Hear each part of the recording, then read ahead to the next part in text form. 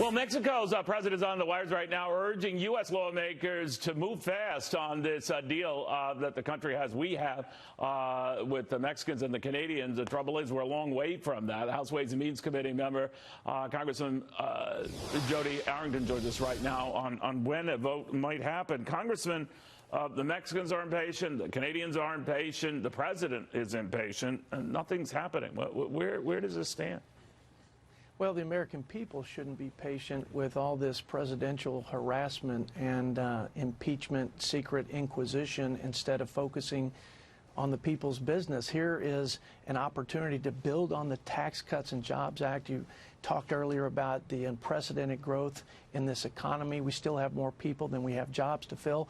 And now we have an opportunity to expand that job creation to the tune of 170,000 new jobs and 70 billion plus in overall additional GDP. So this is good for manufacturers, especially auto industry. It's great for my farmers in West Texas and ag producers around the country. And I think the calculations, unfortunately for Ms. Pelosi, have been political. Do we give the president a win or not? But I think the majority of my colleagues, even the Democrat colleagues, they want to vote for this. They know it's good for our country. They know it's good for our consumers and our economy. You know, one of the arguments you hear out of Democrats, sir, is that it doesn't protect American workers enough. Can you answer that one way or the other? You bet.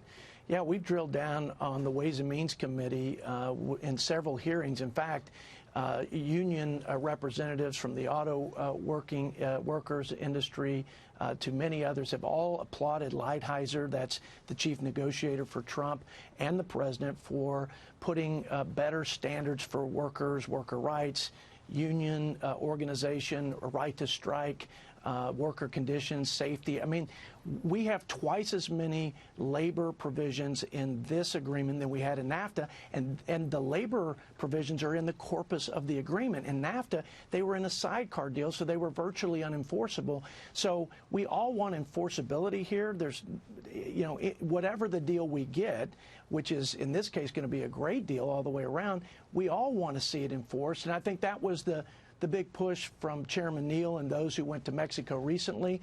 They got the assurance from the president of Mexico that he's all in and he will spend the money and make the commitment to ensure that these labor provisions are, in fact, implemented. Congressman, thank you very, very much. We're monitoring developments, what the president is going to say about just this.